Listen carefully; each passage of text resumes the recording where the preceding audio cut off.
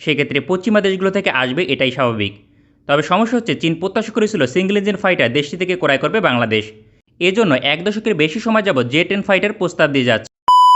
Hello viewer, welcome back to another video viewer. बहुत ही ज़्यादा इंफॉर्मेटिव और बहुत ही ज़्यादा इम्पोर्टेंट किस्म की वीडियो आप लोगों के साथ शेयर करने वाले हैं वीवर। बांग्लादेश में मगरबी वेपन की वजह से चीन जो है वो नाराज़ है।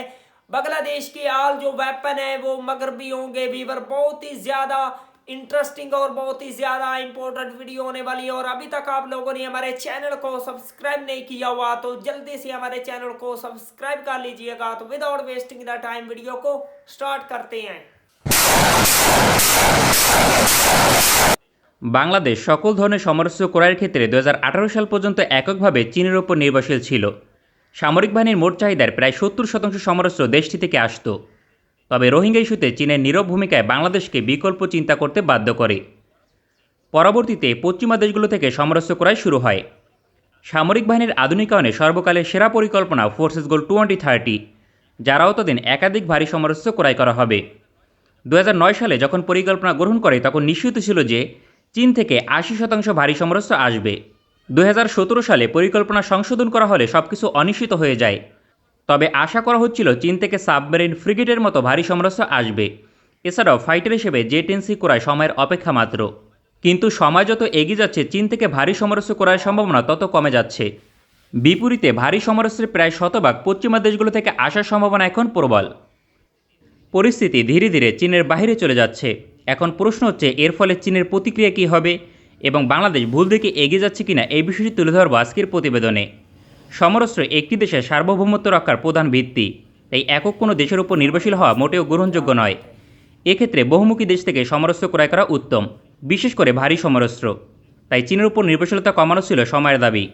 তাছাড়া চীন বাংলাদেশকে সাশ্রয়ী মূল্যে সমরাস্ত্র প্রদান করত, যার কোনো বিকল্প ছিল না। তবে বর্তমানে চীনের বিকল্প তুরস্ক, কারণ দেশটি সাশ্রয়ী মূল্যে সমরাস্ত্র রপ্তানি করে, আর এই সুযোগকে কাজে লাগিয়েছে প্রতিরক্ষা দপ্তর। তাই হালকা সমরাস্ত্রের দিক থেকে চীনের উপর আর এককভাবে নির্ভরশীল নয় বাংলাদেশ। তবে ভারী সমরাস্ত্র ভবিষ্যতে যা ক্রয় করা হবে তার প্রায় শতভাগ হবে পশ্চিমা।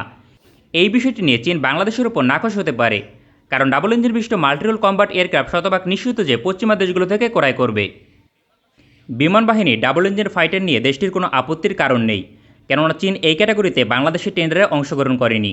সেক্ষেত্রে পশ্চিমা দেশগুলো থেকে আসবে এটাই স্বাভাবিক। তবে সমস্যা হচ্ছে চীন প্রত্যাশা করেছিল সিঙ্গেল ইঞ্জিন ফাইটার দেশটি থেকে ক্রয় করবে বাংলাদেশ। এজন্য 1 দশকের বেশি সময় যাবৎ জে-10 ফাইটার প্রস্তাব দিয়ে যাচ্ছে।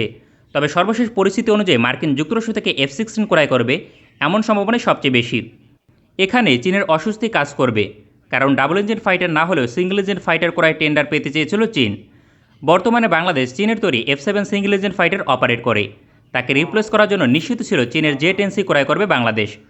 তবে ধারণা করা হচ্ছিল হাই পারফরমেন্স ফ্রিগেট প্রকল্পের জন্য চীন থেকে টাইপ 54 ক্রয় করে ব্যালেন্স করবে।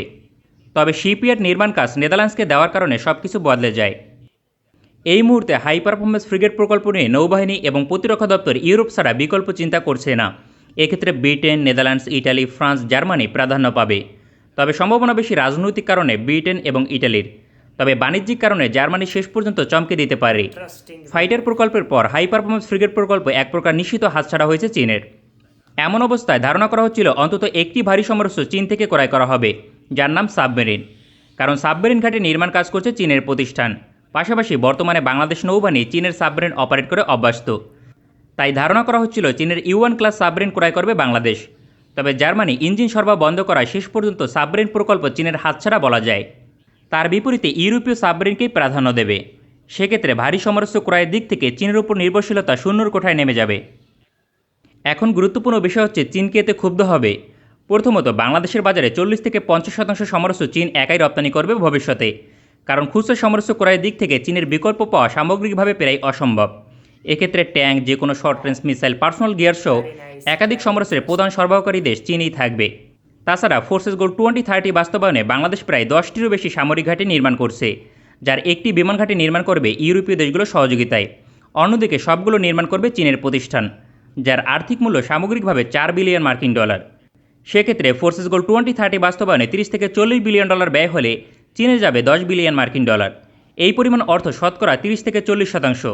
তাই চীনে নাকশ হবার মতো তেমন কোনো কারণ নেই। তবে ভারী সমরাস্ত্র চীন থেকে না আসাটা দেশটিকে অস্বস্তিতে ফেলবে। তবে শেষ পর্যন্ত বাংলাদেশের ওপর ক্ষুব্ধ হবে না। এখন গুরুত্বপূর্ণ বিষয় হচ্ছে ভারী সমরাস্ত্র ক্রয়ের দিক থেকে পশ্চিমা দেশগুলোর উপর নির্ভরশীল হলে বাংলাদেশ কি ক্ষতিগ্রস্ত হবে?